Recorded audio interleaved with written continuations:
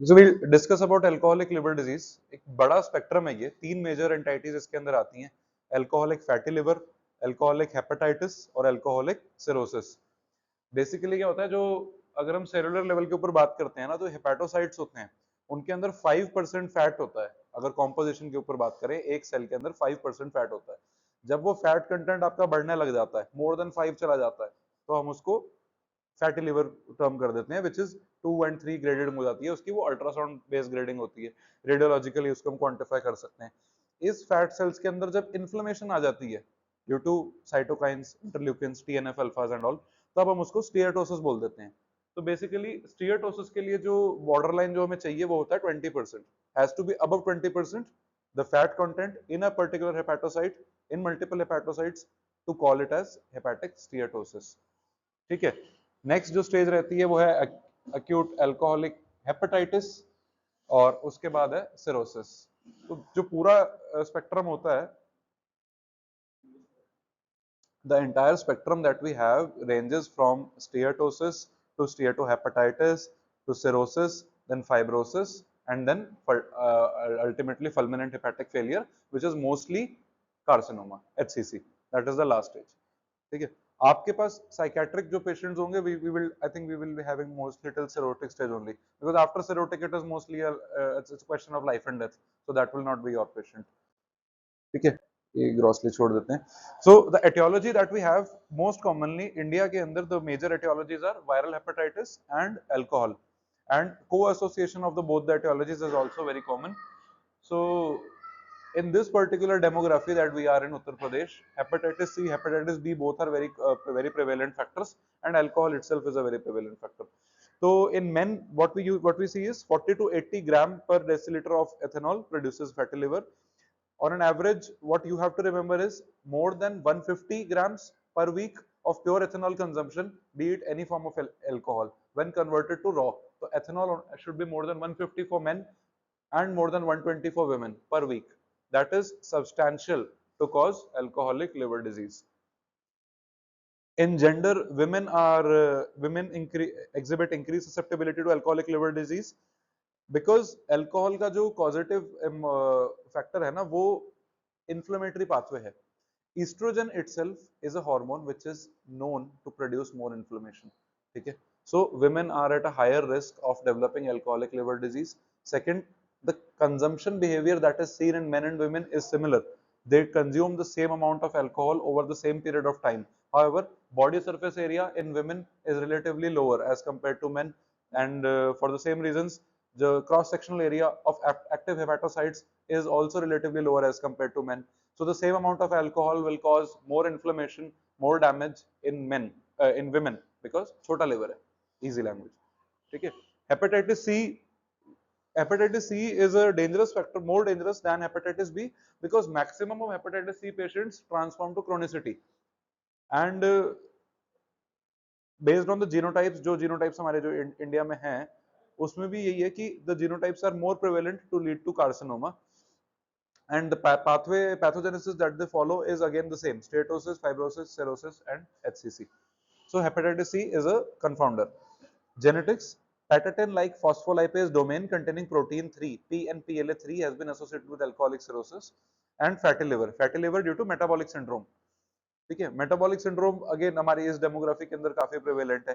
What are the parameters that we use is कि the patient should be hypertensive, either hypertensive by the criteria of systolic blood pressure more than 140 mmHg, diastolic blood pressure more than 90 mmHg, either of these two, or the patient is already on antihypertensives. Second, the parameter is diabetes. Fasting blood glucose more than 120, random more than 200, HbA1c more than 6, or the patient is already on OHAs or insulin. Third, waist circumference. वैसे तो centimetres में होता है, but for easy practice what we can do is a waist size of more than 37 inches in men and more than 32 inches in women. This is enough waist circumference to classify the patient as a component, as a part of metabolic syndrome. Second is based on the lipid profile parameters. HDL less than 50 mg per deciliter, LDL more than 100, triglycerides more than 150, total cholesterol more than 200. H इसका sequence ऐसे याद कर लो: HL तुम भी याद कर लो, HL, TG, TC, HDL, LDL, triglyceride, total cholesterol, 50, 100, 150, 200. Only exception is HDL has to be below 150 to be counted as a positive marker. Rest all have to be above 100, 150 and 200 respectively to be counted as a positive marker. So either of these factors, if more than two of these four factors are present, hypertension, diabetes, lipid profile, waist circumference, we term the patient as a as metabolic syndrome irrespective of the next one, BMI. क्योंकि BMI जो है ना वो बहुत dynamic है. जो parameters बने थे they were made on the American population. Americans are taller and bulkier than Indians. So the parameters were different जो standard है. But what we use in India is a BMI of more than 24 is what we term as कि इससे ऊपर को हम cut off ले लेंगे irrespective of the gender, irrespective of the demography. ये एक सब स्टैंडर्ड वो है इंडिया का अलग से. ठीक है, alcohol injury does not require malnutrition, but obesity and non-alcoholic fatty liver are the risk factors. Obesity again quantified on the basis of the parameters that I told you, and these patients should receive vigorous attention along with the nutritional support. Now, how does alcohol lead to all these problems? Alcoholic metabolism by the liver, it results in the increased NADH-NAD ratio, and it changes the oxidation reduction status with reduced intracellular state. This further leads to three independent pathologies: increased hepatic fatty acid production. This increased hepatic fatty acid will lead to fat-laden hepatocytes, which will increase the fatty percentage, which can lead to steatosis. Impaired carbohydrate and protein metabolism,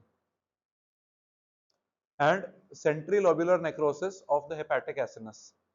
The exact mechanism and cirrhosis is unknown. So, on chronic ethanol intake, the acetylhydrate, it leads to NADH production, which itself leads to provides oxidative stress, and acetylhydrate also causes lipid peroxidation. These two pathologies lead to hepatocyte injury. Hepatocyte injury, repeated injury will lead to repeated, damage and healing pathway. वो inflammation होगी, acute inflammation changes to chronic inflammation. बार बार वहाँ पे collagen deposition होएगा. Increased collagen will lead to fibrosis. And this fibrosis will lead to hepatic stellate cell activation. So ये जो नीचे structure बना हुआ है sinusoidal cell, hepatocyte, Kupffer cell वाला, तो इसके अंदर इन्फ्लेमेशन हो जाती है, फाइब्रोसिस बढ़ जाता है, एक्टिविटी कम हो जाती है, फैट लेडन सेल्स बढ़ जाते हैं, माइक्रोवेसिकुलर ग्लोब्यूल्स बन जाते हैं. डिफरेंट पैथोलॉजी है, not nothing of our domain. So what you have to remember is a normal liver will progress to a fatty liver. Fatty liver we will diagnose on the basis of ultrasound. Then it will move to liver fibrosis. Again, we can diagnose on all the ultrasound. A better modality that we have is FibroScan. In better setups, we have MR elastography to diagnose fibrosis. जहाँ पे हमारे पास equipment नहीं है, वहाँ पे हम FIB4 के basis पे, FIB4 एक scoring parameter है, AST ratio derived, AST और platelet are the major two components जिसके base पे हम FIB4 की scoring calculate कर सकते हैं. FIB4 के score के base पे हम बोल सकते हैं the patient is having significant fibrosis or not. Further, if there is a significant fibrosis and the clinical condition of the patient is further deteriorating, we can classify the patient as a cirrhotic patient. उसको हम clinically भी देख सकते हैं, macronodular, micronodular, palpate करके भी आप liver को देख सकते हो, और shrunken liver मिलता है उसके अंदर physical examination के ऊपर. Ultrasound में you get to know that the normal liver span that we take for adult is 9 to 11 centimeters. Less than 9 is a shrunken liver. Mostly around 9 also we take as a shrunken liver. And the surface nodularity of the liver. If the surface is nodular, the ecotexture is what we see on the ultrasound. Nodular ecotexture aa raha hai, so we can say it as a cirrhotic liver along with the clinical signs, which we will discuss now. So now we will discuss about alcoholic fatty liver per se, but that is the first stage of the entire spectrum. So it appears to be the initial change, most common response to alcohol ingestion. Alcoholic liver fat is usually derived from the fat from fatty acid metabolized from the adipose tissue and from the lipid synthesized in the liver and inadequately degraded or excreted.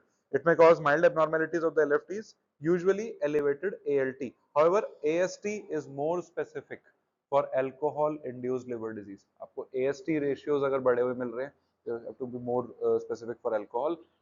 30 is what we take as the upper limit India में, irrespective of the gender. आप लोग 30 याद रख सकते हो for easy practice, both for AST and ALT. More than 30 अगर वो जा रहा है तो transaminitis है, enzymes बढ़ रहे हैं.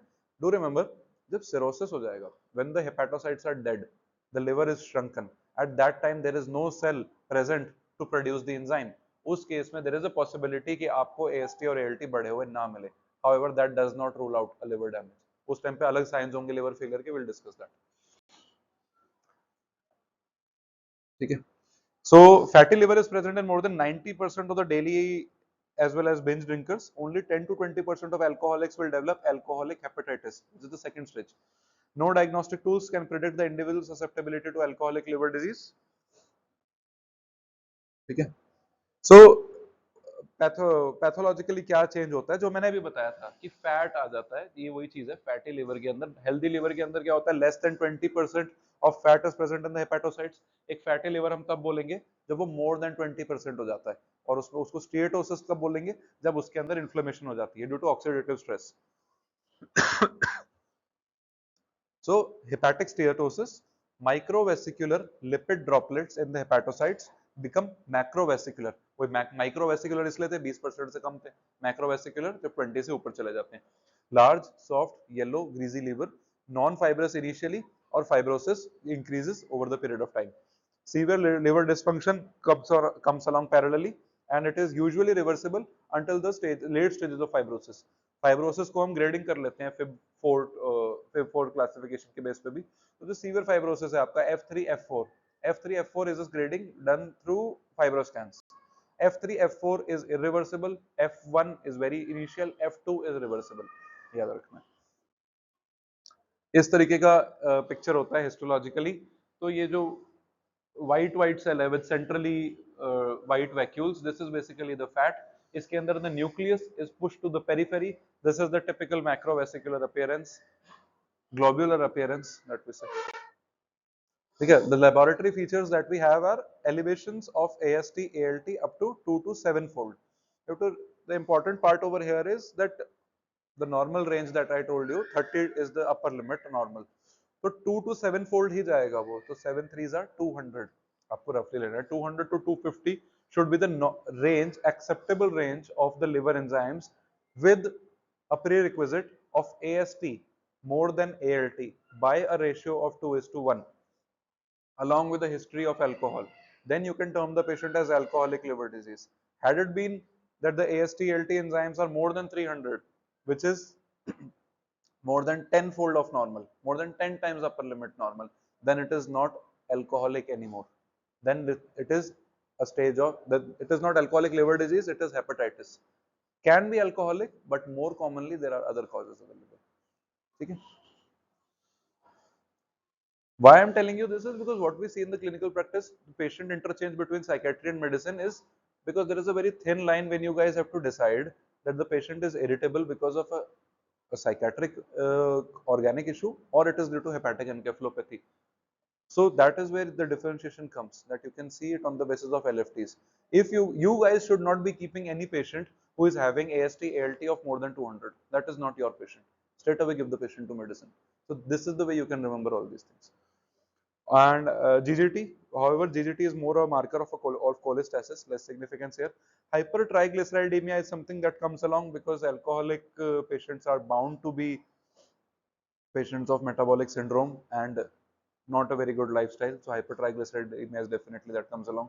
Hyperbilirubinemia is a marker of acute liver injury and alkaline phosphatase as well. Now the clinically जो clinical features जो mainly आते हैं liver patients की, वो आते हैं due to hypoalbuminemia and coagulopathies. If you go back to human physiology, the major two functions of liver metabolism were the synthesis and function in metabolism of proteins and the synthesis of clotting factors. If the liver is compromised for any reason, be it viral hepatitis, be it alcohol, the major parameters that will change will be in protein and clotting factor metabolism, which will present as hypoalbuminemia. Hypoalbuminemia will further present as edema, loss in blood pressure, shock, further worsening, and coagulopathies, which can lead to bleeding diathesis. We have already discussed ultrasonography can quantify the fatty infiltration on the basis of grading, grade 1, 2, 3, 4 of fatty liver, and the same is done by fibroscan. Fibroscan में F1, F2, F3, F4 आता है, and the demonstration of ultrasound of portal vein flow reversal and ठीक है, that is the radiological guiding वो कैसे करना है. Okay, this is what we were discussing here. यहाँ पे जो लिखा है AST less than 400 international unit per litre, ये डेविडसन बेस्ड है, डेविडसन अमेरिकन स्टैंडर्ड्स पे। We use 300, I mean 30। 30 is the upper limit normal for Indian population, be it AST, be it ALT. Has to be less than 300, has to be less than 10 times upper limit normal. AST-ALT ratio usually more than 1, which makes it ALT greater than AST by more than 2. ठीक है, AST more than ALT, more suggestive for alcoholic. ALT is more than AST, more suggestive towards other causes of hepatitis, mostly viral. Bilirubin will be markedly increased in alcoholic hepatitis despite modest elevation with alkaline phosphatase. Next is alcoholic hepatitis. It is characterized by necrosis of the hepatocytes and deposition of Mallory-Hyaline bodies. A polymorphonuclear reaction. Polymorphonuclear का मतलब inflammation है, ठीक है, acute inflammation develops locally in the response to Mallory-containing cells and the necrotic liver cells. Typically, it presents with jaundice, low-grade fever, and tender hepatomegaly. ठीक है, tender hepatomegaly देखनी आती होगी आप लोगों को, राइट अपर क्वाड्रेंट पे, if you will palpate, then the patient will wince in pain.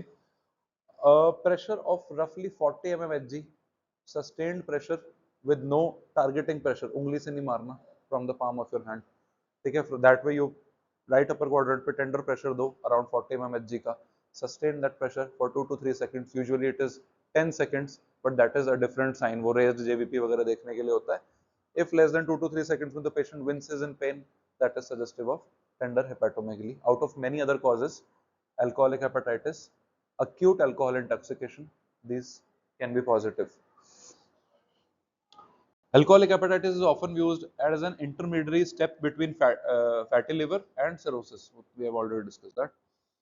ठीक है, ये एक two-way chart है that how normal liver on the red arrow is the effect of abstinence of alcohol, which is reversal of the pathologies.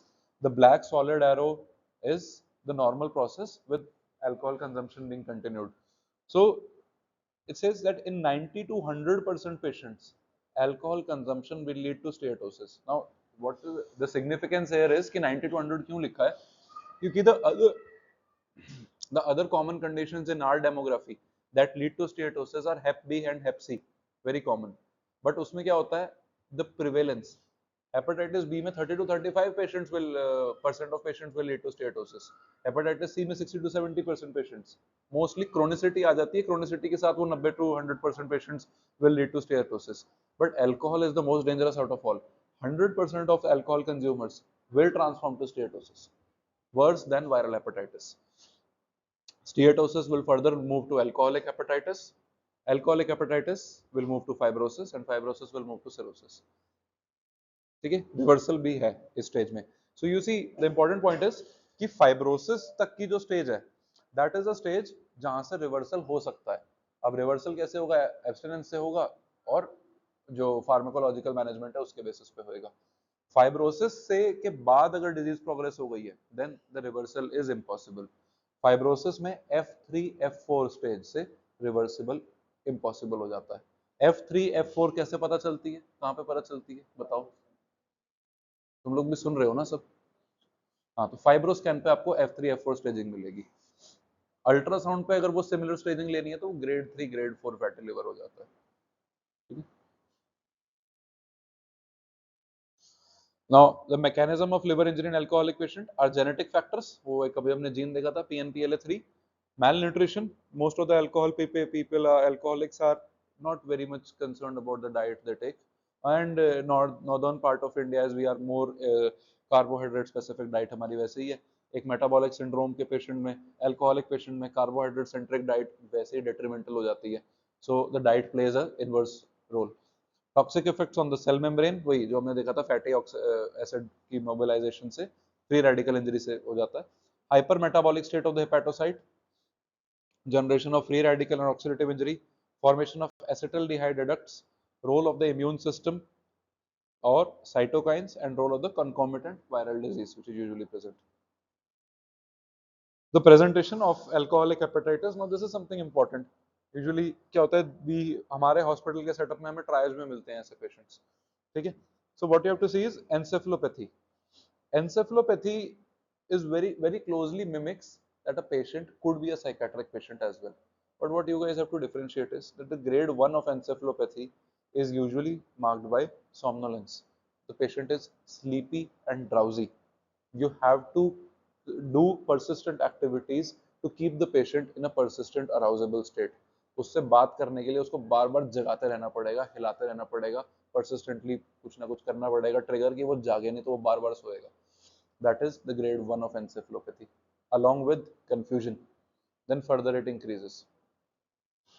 ठीक है. Parotid enlargement is a marker of, now these are the next things, that 5-6 points that we will discuss are markers of true liver cell failure. ठीक है. Fetor hepaticus एक होता है, the typical smell of an alcoholic patient or a patient of hepatic encaph. Parotid enlargement होता है, spider नेवाई होती है. Spider नेवाई को आप व्हाइट कलर की जो क्या बोलते हैं वो ग्लास स्लाइड जो होती है, ग्लास स्लाइड से प्रेस करके आप देख सकते हो. On blanching it disappears and on releasing it comes up again. ठीक है. वीनस ओरिजिन की होती है स्पाइडर नेवाई. टेलेंजेक्टेसिया भी it's a very similar pathology. Muscle wasting is there because definitely malnutrition is there and hypoalbuminemia is there. Dual pathway for decreased protein metabolism. So muscle wasting is there. We call it sarcopenia. Cachexic looking patient होता है. Coagulopathy is there, which may present as purpura on the skin, a history of blood and vomitus, blood and stool. Flapping tremors, asterixis can be there. Asterixis elicit कराने के लिए आप patient को ऐसे हाथ बिल्कुल सीधे करवा लो. Make sure तुम लोग सुनो, ये shoulder joint और elbow joint are completely extended, the wrist joint is extended, and the patient cannot keep the hand like this stiff. वो ऐसे ऐसे हाथ को मारेगा. So this is liver flaps जिसको हम बोलते हैं. ठीक है. That is a positive sign of asterixis. Asterixis is present in very few conditions, with hepatic encephalopathy being one of the major conditions out of those. ठीक है. Patient will have mild edema. Edema is due to low oncotic pressure. Low oncotic pressure is due to hypoalbuminemia, again due to protein metabolism. Testicular atrophy, loss of secondary sexual characteristics, loss of beard, loss of axillary hair, loss of chest hair in men. And pammererythemia can be there. Dupuytren's contractures can be there due to collagen, multiple this inflammation and collagen revascularization. Ascites can be there. Tense tender abdomen, right? And mostly paper tissue skin like steroid abusers. बहुत पतली skin होती है, ऐसे लगता है जोर से रगड़ा तो फट जाएगी. ठीक है. End of course jaundice, marker of, चलो चला गया. ठीक है. जॉन्डिस होता है अक्यूट लिवर इंजरी के अंदर होता है, अक्यूट और क्रोनिक लिवर इंजरी के अंदर होता है. पेशेंट को कैसे, पहले किसी पैथोलॉजी से क्रोनिक लिवर इंजरी चल रही है, उसने अक्यूट बिंज अल्कोहल कंजम्पशन कर लिया, the patient can present with jaundice. Otherwise अगर पेशेंट को सीवियर इक्टरस है, देखो what do we call it, 1.3 तक बिलिरुबिन को हम लोग नॉर्मल लेते हैं. 1.3 से ऊपर हम सब क्लिनिकल जॉन्डिस में ले लेते हैं. ठीक है. सबसे पहले जो जॉन्डिस के साइंस आते हैं वो स्किन में आते हैं, सेकेंडली वो स्क्लेरा में आते हैं. 2.5 से ऊपर वो स्किन में आने लग जाता है, 4 से ऊपर वो स्क्लेरा में आने लग जाता है. तो अगर आपके पेशेंट को स्क्लेरा में भी जॉन्डिस है, ठीक है, आंख के अंदर वैसे, तो scleral jaundice is a misnomer, scleral icterus, क्योंकि स्क्लेरा तो व्हाइट होती है. इट इज बेसिकली कंजंक्टिवल होता है वो, but because the background is white तो हमें वो स्क्लेरा पे दिखता है, तो मिसनोमर है, हम उसको बोलते हैं स्क्लेरल इक्टरस है. बट इफ एट ऑल आंख में अगर आपको पीलिया दिख रहा है तो बिलिरुबिन उसका 3, 3.5, 4 से ऊपर है, which is highly strongly suggestive of an acute insult. It could be an independent acute insult, or it could be an insult on a chronic liver disease, which is termed as ACLF, acute and chronic liver failure. Well, furthermore, the investigations that we go for are multiple, a battery of tests, जो lab based tests होते हैं, जिसमें LFT और आपका coagulation profile is the mainstay, along with the urine.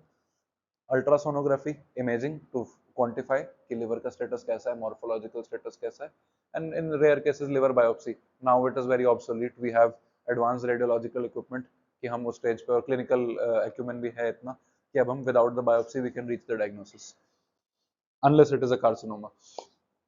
So again, coming back to the same thing, alcoholic fatty liver और alcoholic hepatitis के अंदर investigation pathology modalities same रहती हैं, it is only the severity of the disease and the duration of the onset जो कम हो गई है, जिसकी वजह से हम ग्रेडिंग कर पाते हैं। Again AST to ALT ratio more than 2:1, 400 300 in are case, हमें 300 से नीचे नीचे लेने हैं, और हमारा AST मोर देन ALT, ठीक है। ALT is usually less than 100. Increase GGT, increase alkaline phosphatase, और लिवर का जो सिंथेटिक फंक्शन है वो हम क्वांटिफाई कैसे करते हैं? कोएगुलोपैथी को क्वांटिफाई किया जाता है इंटरनेशनल नॉर्मलाइज रेशियो के बेस पे, 1.3 तक नॉर्मल होती है, 1.3 से ऊपर we take it as a coagulopathy. Albumin के बेसिस पे 3.5 is the lower limit of normals, upper limit sorry, 3.5 से नीचे है तो hypoalbuminaemia, 3.5 is what we term as normal. 3 to 3.5 तक भी एक्सेप्टेबल लिमिट्स है, क्योंकि इंडिया प्रोटीन डेफिशिएंट डाइट है, 3 तक हम लोग नॉर्मल लेकर के चल सकते हैं, ठीक है। Other important findings are can be renal function test, this is not for your domain, HRS वगैरह के लिए है वो, AKI वगैरह के लिए है, या फिर हेपेटिक एनकेफेलोपैथी के patients are very prone to develop acute kidney injury, तो HE-AKI, HRS AKI are other modalities. Anemia is present in liver patients, thrombocytopenia is present, pancytopenia can also be present, hyperuricemia, hypertriglyceridemia, hyperglycemia can be present. Alpha 1 antitrypsin deficiency is genotype जो होता है वो Wilson's के अंदर मिल जाता है ये, और सीरम सेरुलोप्लाज्मिन भी विल्सन के अंदर मिल जाता है, सीरम कॉपर भी विल्सन के लिए है, iron studies is for haemochromatosis, auto antibodies की स्टडी हम कर सकते हैं, LKM 1 and 2 antibodies, AMA is for autoimmune hepatitis, ANCA is also associated again with Wilson's, immunoglobulin studies हो सकती हैं, मल्टीपल एप्ला वगैरह है, मल्टीपल सिंड्रोम्स हैं जो लिवर इन्वॉल्वमेंट कर लेते हैं due to antibody, antigen antibody complex बना करके, ठीक है। और hepatitis serology, basically this is what you have to rule out कि HBsAg is hepatitis B surface antigen suggestive of acute infection with hepatitis C, hepatitis HCV antibodies can be seen.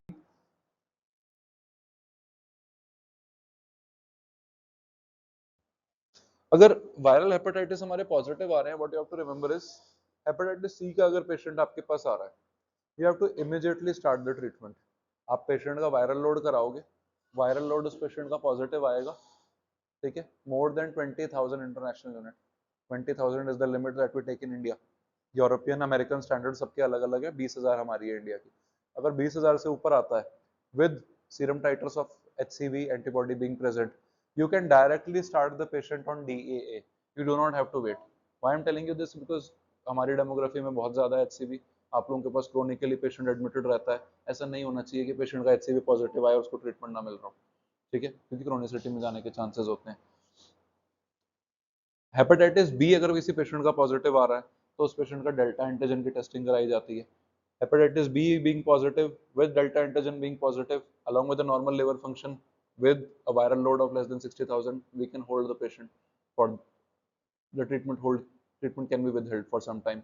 दो primary modality है, चाहे वो psychiatry है, चाहे वो कोई और है, सर्जिकल है, वो चीज पहले की जा सकती है। Hepatitis B being positive, delta antigen being positive, viral load being irrespective any, but there is a liver compromise due to alcohol, due to any other reason, due to metabolic syndrome. If there is a liver compromise, you have to start the treatment. Hepatitis B में आप ये दो, या वैसे तो बड़ा spectrum है, आप लोग ये दो चीजें याद रखो बस। अगर लिवर कॉम्प्रोमाइज्ड है, वायरल लोड पॉजिटिव है, एंटीजन और एंटीबॉडी पॉजिटिव है, you start the treatment. Liver compromised नहीं है, एंटीजन एंटीबॉडी पॉजिटिव है, वायरल लोड भी प्रेजेंट है, आपकी जो प्रायोरिटी ट्रीटमेंट है वो पहले कर लो, उसका हेपेटाइटिस बी का ट्रीटमेंट वेट कर सकता है, ठीक है। Ultrasound is one of the major modalities that we use for liver pathologies, चाहे liver space occupying lesion हो, inflammation हो, shrunken liver हो, कुछ भी हो, ultrasound is very useful. Do get ultrasounds alcoholic patients के अंदर, don't avoid it. Liver biopsy getting obsolete now, nothing, not for our domain, ठीक है। प्रोग्नोस्टिफिकेशन के लिए हमारे पास कुछ स्कोर्स हैं, मैड्रीज डिस्क्रिमिनेंट फैक्टर है, फोन पे कैलकुलेट कर सकते हो फॉर इजी फंक्शन, मेडकैल की एक ऐप आती है, वो ऐप डाउनलोड कर लो, try to calculate the score for every alcoholic patient, you guys must be doing LFTs, तो स्कोर वहीं पे कैलकुलेट कर लो। If the score is more than 30 to 40% risk of developing fulminant liver failure in the next 5 years, higher risk of mortality if the MDF score is more than 32. Similarly, we have a Lilly score. Lilly score is for using steroids in the patients of alcoholic hepatitis. अगर Lilly score हमारा more than 0.2 आता है तो हम steroids use करते हैं, less than 0.2 आता है हम steroids use नहीं करते हैं, ठीक है, बस पता होना चाहिए, you don't have to practice this. एक MELD score होता है, model for and stage liver disease. MELD के अंदर मल्टीपल बिलिरुबिन है, INR आता है, क्रिएटिनिन आता है, सोडियम आता है, एल्बुमिन आता है, मल्टीपल पैरामीटर्स हैं. लिवर ट्रांसप्लांट रिलेटेड चीजें वो बताता है. MELD more than 21 is an indication for to put the patient on a transplant list, ठीक है. So there are multiple factors that also correlate with the prognosis, poor prognosis.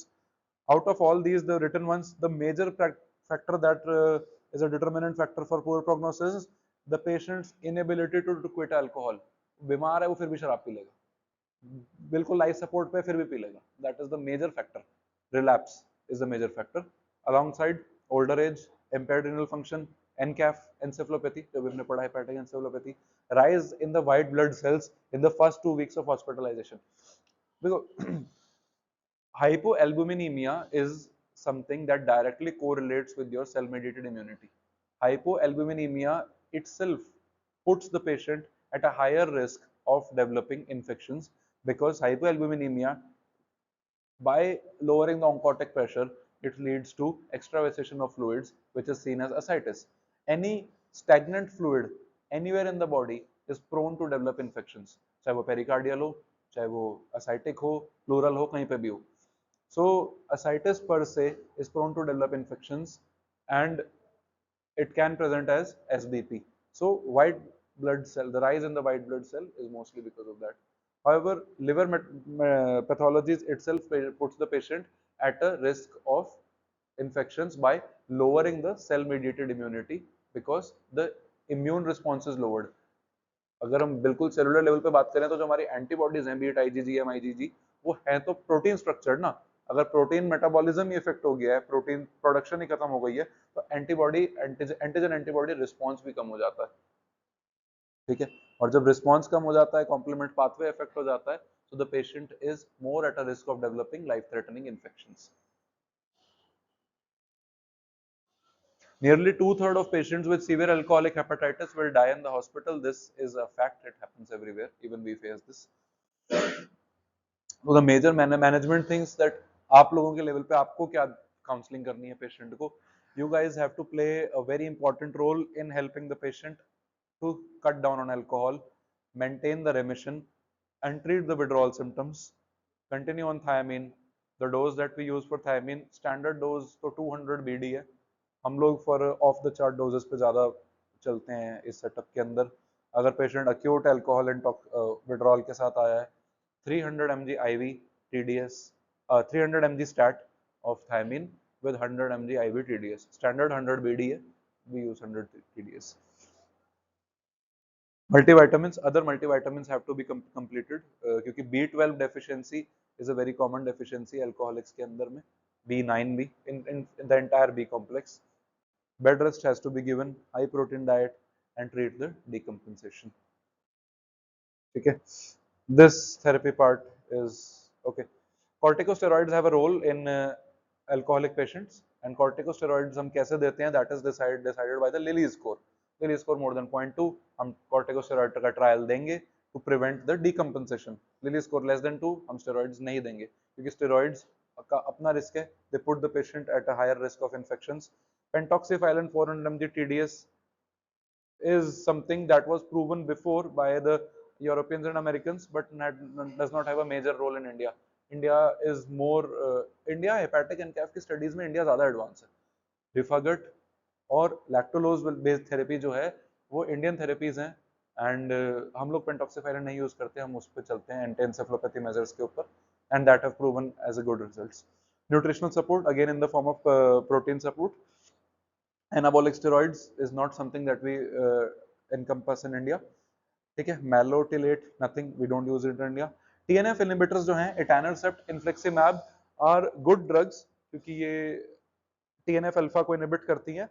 However, India की जो हमारी northern India की जो belt है, we are a belt of TB predominant belt है हम, and TNF inhibitors, interleukin inhibitors, in fact COVID के अंदर जो बहुत ज्यादा मिसयूज हुई थी drug tocilizumab, interleukin 6 inhibitor, all these drugs have a very strong contraindication कि अगर पेशेंट को लेटेंट टीबी है तो आप उस पेशेंट में ड्रग नहीं यूज कर सकते. And if we go by the definition, all of us sitting in this room are latent tuberculosis. We all are. India में टीबी इतना प्रिवेलेंट है. So by the book definition हमें भी अगर कभी जरूरत पड़ी एटाइनल रिसेप्टर इन्फ्लिक्सिमाब हम भी नहीं ले सकते. That is why these drugs are not used in India. Propyl thiouracil, we do not use it. We rather we go for febuxostat based therapies because propyl thiouracil के साथ में other side effects are also there. Plus teratogenic drug है, pregnancy में contraindicated है. Insulin and glucagon, we use it. Colchicine is not used. Corticosteroid हमने देख लिया, MDF more than 32 होता है तो हम कॉर्टिकोस्टेरॉइड दे सकते हैं. लिली स्कोर वही, लिली इज मोर देन 2 या MDF more than 32. MDF was Maddrey's discriminant factor, bilirubin based scoring system है ये. ठीक है, ये नथिंग फॉर यू. पेंटॉक्सीफाइलिन हमने देख लिया, टीएनएफ, अल्कोहलिक, ये लिली स्कोर नहीं है, एमडीएफ ही है. ठीक है. न्यूट्रिशनल सपोर्ट वही, प्रोटीन दोगे आप 1 to 1.5 ग्राम पर केजी पर डे के बेस पे आप प्रोटीन दोगे. अगर पेशेंट को कंकॉमिटेंट रीनल डिजीज है तो आप प्रोटीन कम कर दोगे, 0.75 to 1 ग्राम पर केजी बॉडी वेट पे आप प्रोटीन दोगे. तब फिजियोथेरेपी कराओगे, एक्सरसाइज कराओगे, weight bearing exercise, weight training is something which is proven for everyone, be it a metabolic syndrome patient, be it a liver patient. It is good, you have to advise that. ठीक है. Alcohol cirrhosis of liver, ये अरुण कराएगा. Okay, any questions, anyone? कोई भी, हाँ बोलो.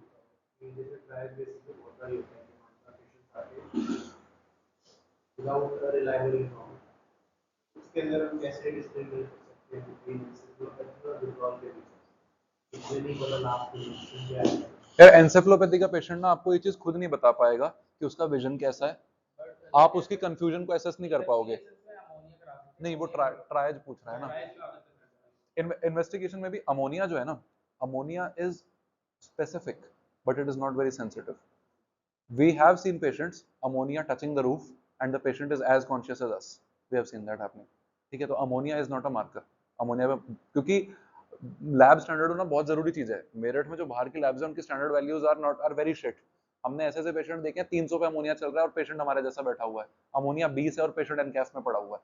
So ammonia is not a reliable marker for us because we are more trials की setting में मैं बता रहा हूँ आपको, because we are more dependent on non-reliable lab reports वहाँ पर. ठीक है.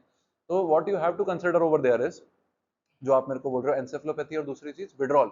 विड्रॉल और एनकेफेलो वर्निक्स को हम साथ में लेकर के चलते हैं. ठीक है. वर्निक्स इज समथिंग जो आप ले सकते हो. वर्निक्स का ट्रायड अब क्या है भाई? Confusion, ophthalmoplegia, ataxia. ठीक है, दिस इज समथिंग ये आपको एनकैफ में नहीं मिलेगा. एनकैफ का पेशेंट चल पाएगा पर एनकैफ के पेशेंट को आपको परसिस्टेंटली ग्रेड 1 का जो पेशेंट है उसको जगा के रखना है. अगर वो पेशेंट ग्रेड 1 से ऊपर है, परसिस्टेंट ड्राउजी स्टेट है, तो वो तो पेशेंट तुम्हारा वैसे ही नहीं है. वो तो वैसे ही हमारा पेशेंट हो गया ना, परसिस्टेंट ड्राउजी पेशेंट है. तुम्हारा पेशेंट तो वही है जो बात कर सकता है, जो तुम्हें अपनी हिस्ट्री दे सकता है. बेसिक सी बात वो है. अगर वो बात कर पा रहा है, अगर वो तुम्हें अपनी हिस्ट्री दे रहा है, you can place a bet on that patient provided there are no signs of liver failure. Ascites देखना है तुम्हें, जॉन्डिस देखना है तुम्हें, sarcopenia is something even you guys can take. Sarcopenia will not kill the patient. पतली पतली हाथ पैर है, nothing will happen. Dietary support दोगे. असाइटिस तुम्हें नहीं लेना, जॉन्डिस तुम्हें नहीं लेना, खून की उल्टी आ रही है, स्टूल में खून आ रहा है, तुम्हें नहीं लेना. ठीक है. और जो विड्रॉल के फीचर्स होते हैं, विड्रॉल का जो पेशेंट होता है वो इरिटेबल पेशेंट होता है. डेलिरियम ट्रेमेंस वाला जो पेशेंट होता है अग्रेसिव होता है, फाइट कर रहा होता है. और जो टिपिकल जो हम चीज उससे हिंदी में पूछते हैं टूटन, मोस्टली यूपी के पेशेंट बता देते हैं हाँ टूटन हो रही है. ठीक है. एनकैफ के जो पेशेंट्स होते हैं वो इतना क्लियरली तुम्हें एक्सप्लेन नहीं कर सकते कि उनके साथ क्या प्रॉब्लम हो रही है. उस पेशेंट की प्रॉब्लम ही ये होती है कि मुझे नींद बहुत आ रही है. वो लिंक ही नहीं कर पाता कि मेरी प्रॉब्लम शराब से. ठीक है. So it is mostly history based provided you rule out those grave signs of liver failure. जो एक बंदा बना हुआ था ना जो मैंने चीजें बताई थी, वो लिवर फेलियर के साइंस ना हो, पेशेंट ले लो. कुछ भी डाउटफुल हो तो दे. किसमें? कोई रोल नहीं है, डायलिसिस का कोई रोल नहीं है. और वो तो इनको बताओ ही मत ना यार, वो तुम्हारे लिए है ही नहीं. हाँ यार, diuretics are very misused drugs. क्योंकि डायूरेटिक्स का रोल आपका न्यूरो में है, कार्डियक में है, नेफ्रो में है, गैस्ट्रो में लेटर स्टेजेस पे है. पर वो अलग डायूरेटिक्स का है, लूप का नहीं है, एमआरएस का है, मिनरल रिसेप्टर एंटागोनिस्ट का है, स्पिरोनोलैक्टोन, एल्डोस्टेरोन, वो सब, टॉर्सेमाइड, वो सब. इनका नहीं है, फ्यूरोसेमाइड वगैरह का कम है लोड. और what we see in general practice, liver hepatic patients, alcoholic patients के अंदर डाययूरेटिक्स का कोई रोल नहीं है। आप पानी निकाल लोगे, शराब थोड़ी निकालोगे डाययूरेटिक से। तो सोचने वाली बात है ना यार, नेफ्रॉन के अंदर शराब थोड़ी फिल्टर हो जाएगी, सोडियम वाटर पंप्स है वहां तो। ठीक है, कोई रोल नहीं है डाययूरेटिक्स का। और कुछ हमारे लिए छोड़ दो यार। देखो यूडिलिव का जो रोल है ना, वो है बाइल एसिड की मोबिलिटी के अंदर, अर्सोडिऑक्सिकोलिक एसिड। ठीक है, अगर आपके पेशेंट का एलएफटी बेसिस पे अगर आप जाओगे, जीजीटी बढ़ा हुआ है, एएलपी बढ़ा हुआ है, बिलिरुबिन है, ठीक है, एएसटी एलटी नहीं बढ़े हुए, दैट मींस कहीं ना कहीं ऑब्स्ट्रक्शन हो रही है। ऑब्स्ट्रक्शन कैसे देखनी है भाई? डायरेक्ट बिलिरुबिन बढ़ा हुआ है। Direct bilirubin comprises of more than 50% of total bilirubin. ठीक है, साथ में पेशेंट इक्टरस पे है और पेशेंट का एलपीजीजीटी बढ़ा हुआ है, दैट मींस कि there is some stoppage, there is some obstruction, cholestasis with icterus. उस केस में यूडीएसए का रोल है 300 mg बीडी, 450 mg बीडी तक। It is an expensive drug, 45 रुपए की एक गोली है, should not be over used, गरीब मरीज होते हैं हमारे। उसके अलावा कोई रोल नहीं है, एंड क्लियरली ये पेशेंट आपका पेशेंट नहीं है। रिफैक्सिमिन का जो यूज है, रिफैक्सिमिन का ये है बेसिक यूज कि ये गट बैक्टीरिया को किल कर देती है। Rifaximin is the drug of choice for travellers diarrhoea. ठीक है, और गट बैक्टीरिया को किल करती है ये। Gut bacteria is known to create fermentation of food, क्योंकि असाइटिस के पेशेंट्स, लिवर इंजरीज के पेशेंट्स के अंदर लोअर पेरिस्टाल्सिस होता है। Hypokalaemia is something that comes along with liver patients. Hypokalaemia is known to cause paralytic ileus. Hypokalemia slows your viscera, ठीक है, peristalsis को स्लो कर देता है, resulting in lower stool passage कम हो जाती है पेशेंट की। गट बैक्टीरिया जो है वो स्टूल, जो खाना बावल के अंदर है उसको फर्मेंट करता रहता है, उसका ब्रेकडाउन होता रहता है। वहां से ब्रेकडाउन जब होता है तो ammonia as a by product, ammonia वहां से रिलीज होता है। लिवर खराब है, लिवर अमोनिया को डिटॉक्सिफाई नहीं कर पाता, क्रेब साइकिल ठीक से नहीं चल रही है, तो अमोनिया ब्लड ब्रेन बैरियर को क्रॉस करता है। अमोनिया ब्लड ब्रेन बैरियर को क्रॉस करने के बाद में पानी को अपने साथ खींच लेता है। H+ ions with NH3 will lead to cerebral edema. This cerebral edema, भाई खोपड़ी तो कड़क है, skull is tight, skull will not expand, होगा क्या? रिजल्टेंट ड्यूरा पे प्रेशर पड़ेगा, सेरेब्रल पैरेन्काइमा पे प्रेशर पड़ेगा, ब्रेन कंप्रेस होएगा, पेशेंट हेपेटिक एनकेफ में चला जाएगा। This is ammonia is the culprit over here. Ammonia बन कहां से रहा है? अमोनिया लीचे बन रहा है, इंटेस्टाइन्स में बन रहा है। रिफैक्सिमिन का काम ये है, वो उस गट बैक्टीरिया को खत्म कर देती है जो गट बैक्टीरिया फर्दर मेटाबॉलिज्म और फर्मेंटेशन के लिए रिस्पॉन्सिबल है, ज्यादा लंबी देर रुके हुए फूड बोलस की। तो उससे क्या होता है, इररिस्पेक्टिव ऑफ द फैक्ट कि हमारी फूड बोलस की मूवमेंट ज्यादा नहीं हो रही है, अगर फर्मेंटेशन ही हमने स्लो डाउन कर दी तो अमोनिया प्रोडक्शन कम हो जाती है। लैक्टोलोज सिमिलर, बट लैक्टोलोज क्या है, हमारी पेरिस्टाल्टिक मूवमेंट को बढ़ाता है, ऑस्मोटिक लैक्सेटिव है, पानी को भी बाहर निकालता है और स्टूल पैसेज को भी बढ़ाता है।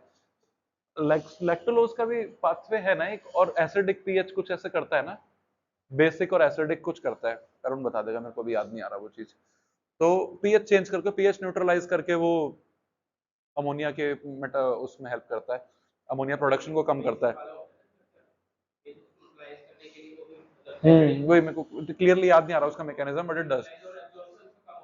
But ammonia and lose lactulose syrup and tablet of rifaximin, these two are the major anti-encephalopathy measures that we use in India.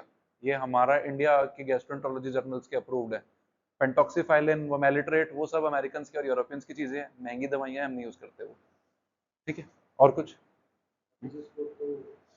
हेपासिस forte, okay coming back, ठीक है। Hepasis forte is L ornithine L aspartate. वो ना एक precursor है आपका urea cycle के अंदर। Urea cycle के अंदर अमोनिया को यूटिलाइज करना होता है।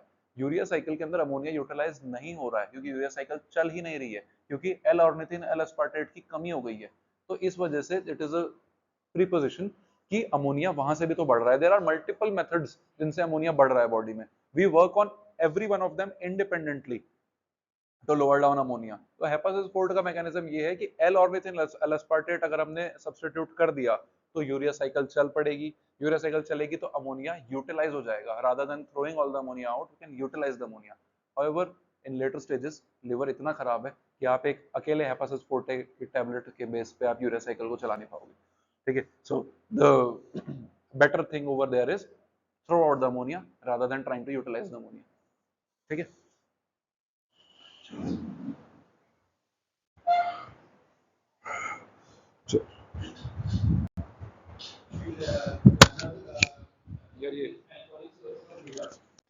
have discussed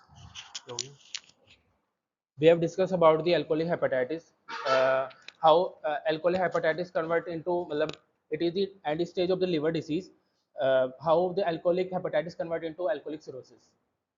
Can anyone guess? We have discussed about the patient was taking the alcohol, x chronic acute insult was there na, but if the acute insult was for 6 months, this patient was taking alcohol, take it for 6 months, then the stage will come when we can say the patient is in alcoholic cirrhosis.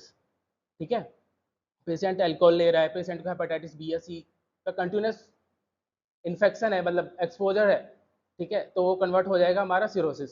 Cirrhosis means liver parenchyma damage हो गई, अब it's not reversible. ठीक है, रुद्राक्ष ने अभी discuss किया कि fibrosis तक पेशेंट रिवर्सेबल है उसकी जो है, इस फाइब्रोसिस में अगर पेशेंट अल्कोहल नहीं ले रहा है या फिर हेपेटाइटिस सी को हमने ठीक कर दिया, ठीक है, या फिर कोई सेप्सिस या इन्फेक्शन उसको ठीक कर दिया, तो पेशेंट जो है रिवर्सेबल है. But at the end of cirrhosis this is the end stage and it is not reversible.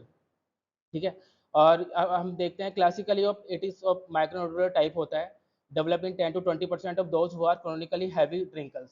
ठीक है, मैं ड्रिंक ले रहे हैं, ठीक है, जो मैं अभी डिस्कस किया मैंने. आल्दो इट्स रिवर्सिबल, पेशेंट्स में live many years with few obvious effects, particularly with cessations of drinking. Decompensation of cirrhosis triggered by sepsis, जो भी बताया मैंने, अगर पेशेंट हेपेटाइटिस बी के साथ में भी है, सेप्सिस भी है, ठीक है, एक्सेसिव ड्रिंकिंग कर रहा है और ब्लीडिंग है, ठीक है, then it can cause the alcoholic cirrhosis. ठीक है, अल्कोहलिक सिरोसिस हम मेनली जो है यूएसजी फाइंडिंग पे देख पाते हैं. ठीक है, यूएसजी फाइंडिंग है या फिर कोई क्लिनिकल हमें फीचर्स मिल रहे हैं, तो उसमें भी हमें पता लग सकता है कि पेशेंट जो है सिरोसिस में जा चुका है. ठीक है, उसके बाद में हिस्टोपैथ की बात करते हैं हम. In the past thought that cirrhosis was never reversible. Nowadays when underlying insult that has caused the cirrhosis is removed, there can be reversal of fibrosis. ठीक है, फाइब्रोसिस तक हम रिवर्स कर सकते हैं. ठीक है, जैसे क्रोनिक हेपेटाइटिस सी इन्फेक्शन है, हीमोक्रोमेटोसिस है, अल्कोहल लिवर डिसीज है, अगर पेशेंट अल्कोहल बंद कर सकता है, कर दे, तो फाइब्रोसिस से डिक्रीज हो जाएगी स्टेज. ठीक है, पैथोलॉजिकल फीचर्स में इसमें अगर हम कुछ देखें, वो पैथो में फाइब्रोसिस मिलेगा हमें, आर्किटेक्चरल डिस्टॉर्शंस, रिजेनरेटिव नोडुल्स मिलते हैं, which result in decrease in hepatocellular mass, alteration of blood flow, activation of hepatic cells, increase collagen formations. ठीक है, ये सारी चीज़ें normal, this is the normal liver. अगर पेशेंट टेकिंग एल्कोहल ले रहे हैं continuously, then it can goes up to steatosis and fatty changes means fibrosis. But if continuous exposure है एल्कोहल का, then it goes into cirrhosis. ठीक है, which is not reversible. ठीक है, ये पैथो की जो है स्ट्रक्चर्स है. इसमें क्लिनिकल फीचर्स मिलते हैं हमें. क्लिनिकल फीचर्स में जैसे पेशेंट मतलब how the patient of cirrhosis develop portal hypertension. कैसे, can anyone guess? Portal vein क्या होती है? What is portal vein? तुम्हें मतलब बेसिक तो पता होना चाहिए ना, व्हाट इज पोर्टल वेन?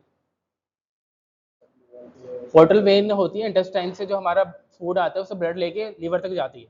ठीक है, अब हमारी लीवर पैनकाइमा डैमेज्ड है, ठीक है, तो ब्लड फ्लो आगे जाएगा नहीं.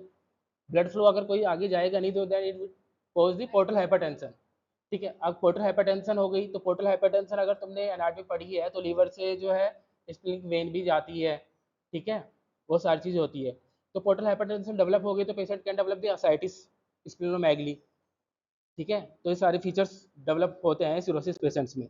ठीक है, कॉजेज ऑफ सिरोसिस क्या है? अल्कोहलिज्म, हेपेटाइटिस जो मैं बी सी की बात कर चुका हूँ, autoimmune hepatitis, non alcoholic steatohepatitis, इसको नैश बोलते हैं हम, biliary cirrhosis, primary biliary cirrhosis हो सकता है, primary sclerosis cirrhosis, autoimmune cholangiopathy, cardiac cirrhosis भी हो सकता है. कार्डिक सिरोसिस कैसे?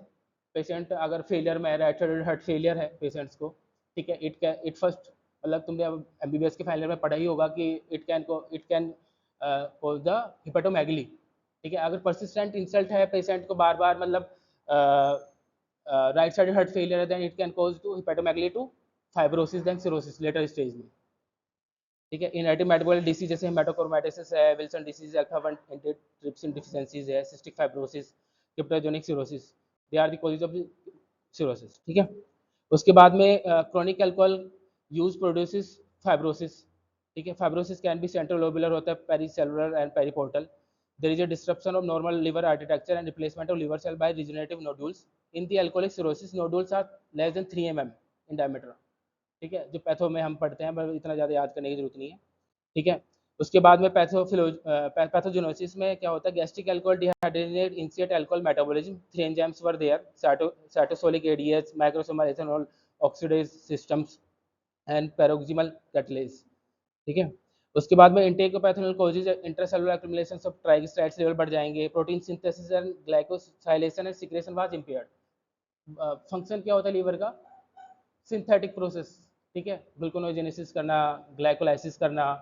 ठीक है, ये सारे जो सिंथेटिक प्रोसेस है, अब लीवर पेनकाइमा डैमेज हो गई, जो हेपेटोसाइट्स है वो डैमेज हो गई, तो फिर उनका फंक्शन नहीं हो पाएगा। तो पेशेंट्स जो है हाइपोग्लाइसेमिया के साथ भी प्रेजेंट कर सकता है ऐसे पेशेंट्स। ठीक है, सिंथेटिक प्रोसेस में जैसे तुम्हारे फैक्टर्स होते हैं 5, 7, 9, 10, ठीक है, वो डिफिशिएंट हो सकते हैं, तो पेशेंट कोगुलोपैथी के साथ में प्रेजेंट कर सकता है। ठीक है, तो सारी चीज़ें हैं। इसमें कुपर सेल एक्टिवेशन हो सकता है, जो कि ऑक्सीडेशन कराती है, स्टेट सेल एक्टिवेशन। ठीक है। उसके बाद में connective tissue appears in both periportal and pericentral zones and eventually connects portal triad with central veins forming regenerative nodules. Hepatocyte loss occurs with increased collagen production and deposition together with continuing hepatocyte destruction. The liver contracts and shrink in size. Cirrhosis में जो है size जो है decrease हो जाएगा। ठीक है, क्योंकि फाइब्रोसिस हुआ लेट स्टेज है।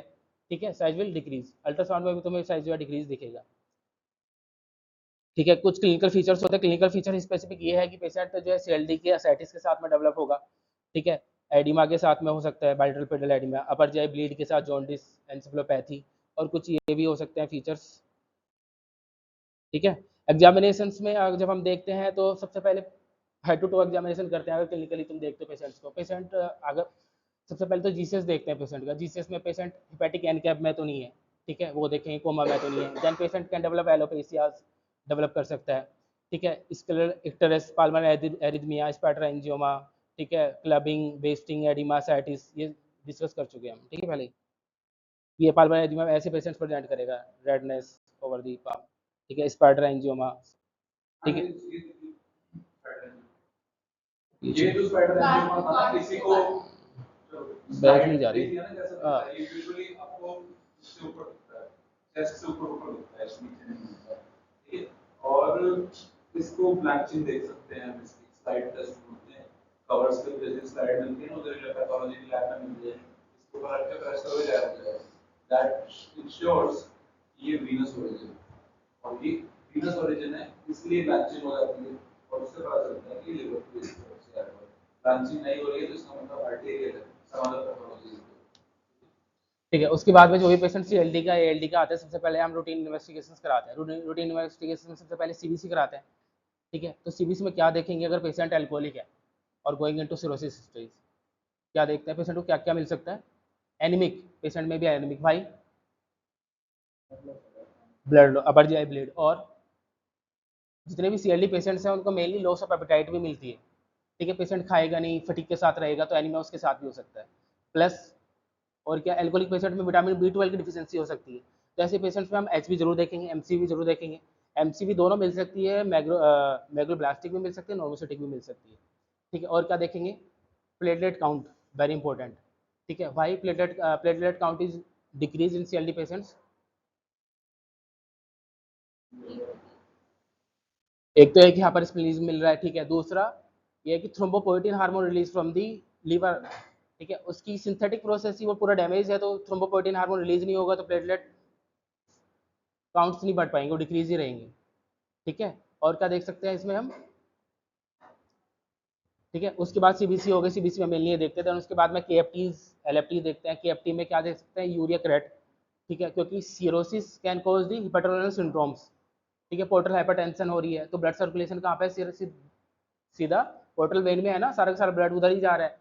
ठीक है, तो जो पेरिफेरल सर्कुलेशन है वो डिक्रीज हो जाएगा। ईजीएफआर डिक्रीज होगा किडनी का, तो यूरिया क्रेट विल इंक्रीज। ठीक है, it can cause the acute kidney injury. ठीक है, केएफटी देख सकते हैं। एलएफटीज, एलएफटीज में हम टोटल बिलिरुबिन देखते हैं, डायरेक्ट और इनडायरेक्ट। ठीक है, डायरेक्ट बिलिरुबिन क्या है, इसमें बढ़ जाता है। ठीक है, ऑब्स्ट्रक्शन अगर होती है उसमें डिक्रीज हो जाता है। ठीक है, उसके बाद में हम प्रोटीन्स देखते हैं, ग्लोबिन, एल्बुमिन। ठीक है, एंड देन उसके बाद में क्या देखते हैं, ओटीपीटी रेशियोज।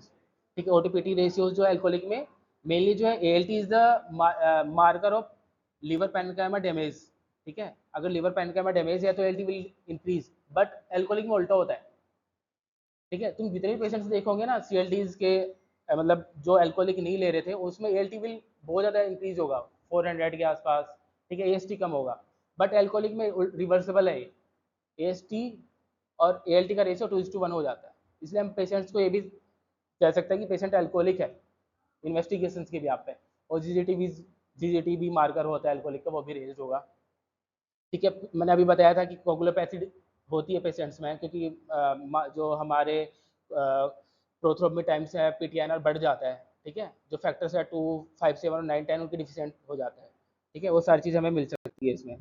फिर ट्रीटमेंट में हम गुड न्यूट्रिशन प्रोटीन्स की बात करी थी अभी, 1 to 1.5 मिलीग्राम पर केजी के भी यहाँ पे हम लेंगे, ठीक है। उसके बाद में अगर पेशेंट्स डेवलप कर रहा है एसाइटिस, एडिमा, वेरिसल ब्लीड, ठीक है। अगर पेशेंट वेरिसल ब्लीड के साथ में आएगा तो उसमें सबसे पहले क्या करेंगे हम, कोई भी पेशेंट्स हमारे ब्लीड के साथ में आते हैं तो सबसे पहले रिसक्सिटेट करते हैं, फ्लूइड देते हैं, ठीक, कम से कम BP तो मेंटेन करें, ठीक है। और अगर हमारे पास एंडोस्कोपी है उस टाइम पे अवेलेबल है, देन अपर जी एंडोस्कोपी, उसके बाद बेड लाइगेशन हम करते हैं, ठीक है। अगर पेशेंट्स हिपैटिक एनकैप में है तो हिपैटिक एनकैप मेजर्स हम यूज़ करते हैं, ठीक है। जैसे कि अभी हमने डिस्कस किया था कैप्सूल हेपासिस, लेकिन ये तो कैप्सूल है, पेशेंट अल्टर्ड है तो कैप्सूल मतलब ओरल नॉट अफेक्टिव, ठीक है। इंट्रावेनस देते हैं हम, ठीक है। इंट्रावेनस हम हेपामर्ज देते हैं 4 एम्पूल के आसपास DNS में, क्योंकि DNS में ज़्यादा एब्जॉर्प्शन होता है हेपामर्ज का, जो हमारी अमीनो एसिड्स होती है एलोनिथिन ऑयल, वो वाली इसमें ज़्यादा एब्जॉर्प्शन होता है। और जो क्या कहते हैं हम एसाइटिस है, एसाइटिस और एडिमा हम डायोटिक्स दे सकते हैं, बट डायोटिक्स कब नहीं देनी, अगर पेशेंट HE में है भाई, क्योंकि जो हम डायोटिक्स देते हैं, लेसिलेक्टोन देते हैं, लेसिस देते हैं, वो हाइपोकैलिमिया कर सकता है, और hypokalaemia can precipitate the HE, वो पेशेंट और ज़्यादा HE में चला जाएगा। इसलिए जरूर देखना है कि पेशेंट HE में तो नहीं है या फिर कोई डिसलेक्टोलाइटिमिया तो नहीं है। अगर डिसलेक्टोलाइटिमिया HE है तो उसको हम डायोटिक्स नहीं देंगे, ठीक है। उसके बाद में हमारा जैसे पेशेंट अल्कोहलिक है तो अभी डिस्कस किया था, डिस्क्रिमिनेंट फैक्टर कैलकुलेट कर सकते हैं। डिस्क्रिमिनेंट फैक्टर अगर ग्रेटर देन 32 है तो ग्लूकोकॉर्टिकोइड मिथाइलप्राइड यूज़ कर सकते हैं हम ऐसे वाले पेशेंट्स में, ठीक है। ओरल पेंटॉक्सीफाइलिन यूज़ कर सकते हैं, TNF इन्फिल्ट्रेट, इन्फ्लिक्सिमैब, इंटरसेप्ट, ये सारे यूज़ कर सकते हैं, ठीक है। हिपैटिक एनकैप के मेजर्स मैंने बता दिया क्या क्या। अमोनिया को मेनली जो है अमोनिया, इसने अभी बताया था कि अमोनिया क्या है, ओस्मोलिटी बढ़ाता है, कहीं भी जाता है ओस्मोलिटी बढ़ेगी तो क्या होगा, ठीक है, क्योंकि वाटर एब्जॉर्प्शन ज़्यादा होगा तो एडिमा ज़्यादा होगा वहाँ पे पेशेंट्स में, ठीक है। उसको डिक्रीज़ करने के लिए हम क्या कहते हैं, क्या देते हैं, एल्बुमिन का यूज़ कर सकते हैं, ठीक है। डायोटिक्स का यूज़ कर सकते हैं, ये सारी चीज़ें हैं। प्रिसिपिटेटिंग फैक्टर जो मैं अभी बताया, ठीक है। HE को क्या क्या प्रिसिपिटेट कर सकते हैं, हाइपोकैलिमिया, इन्फेक्शन, ठीक है। Increase dietary protein load also can, ठीक है, can cause hepatic NCAP. Electrolyte disbalance, इसलिए हम इलेक्ट्रोलाइट्स कराते हैं HE पेशेंट्स में डायोटिक्स देने से पहले, ये इंपॉर्टेंट है वो, ठीक है। Clinical features brain oedema with swelling of grey matter, ये जो अमोनिया का भी बताया, ठीक है। पेशेंट्स जो है HE में कंफ्यूज्ड मिलेगा, ठीक है। Violent, difficult to manage, sleepy, difficult to rouse, ये सारी चीज़ें फीचर्स होते हैं। डायग्नोसिस रैपिड ट्रेबल्स मिलते हैं जो पेशेंट्स HE में रहता है, ठीक है। ट्रीटमेंट वो hydration, correction of electrolytes, restriction of dietary protein, replacing animal based proteins, use of लैक्टोलोज जो भी बताया, ठीक है। उसके बाद में नाइट्रोजन कैथरेसिस भी यूज़ कर सकते हैं, लैक्टोलोज, ठीक है। एंटीबायोटिक्स, मियोमाइसिन, मेट्रोनिडाजोल भी यूज़ कर सकते हैं, रिफेक्सामिन यूज़ कर सकते हैं, जिंक इज़ वेरी इंपॉर्टेंट, ठीक है, जिंक को भी यूज़ करना होता है, ठीक है। हाँ, ठीक है। तो CLD और ALD में डिफ्रेंशिएट मतलब पता चल गया कि क्या क्या है, ALD कब कहेंगे, CLD कब कहेंगे, ठीक है। फर्स्ट ईयर बताओ CLD कब कहेंगे, LD कब कहेंगे। हाँ, सेकंड ईयर तुम बताओ। What is the difference between ALD and CLD, अगर पेशेंट तुम्हारे पास आता है मतलब कैसे डिस्टिंग्विश करोगे, क्योंकि इतने सारी चीज़ तो पढ़ाई है तुम्हें अभी, कुछ तो बताओ। बहुत सारी चीज़ें बताइए, क्लिनिकल फीचर्स बताए हैं, अल्ट्रासाउंड्स के भी यहाँ पे बताए हैं, ठीक है। ब्लड रिपोर्ट्स के भी यहाँ पे बताया है मैंने तुम्हें कि CLD कैसे होगा। फिर इन्वेस्टिगेशन के बाद ट्रीट कैसे कर सकते हैं हेपेटिक एनकैप को, ascites को, एडिमा को, ठीक है। वही हो ना सेकंड ईयर, बाकी भी फर्स्ट ईयर तो 3 4 फर्स्ट ईयर। देखिए पढ़ाने का जब भी फायदा है, अगर समझ में आएगा, समझ में नहीं आ रहा है, हम 1 घंटा यहाँ पे बैठे हैं कि तुम्हें बता रहे हैं, नहीं समझ में आ रहा तो फायदा क्या है, ठीक है।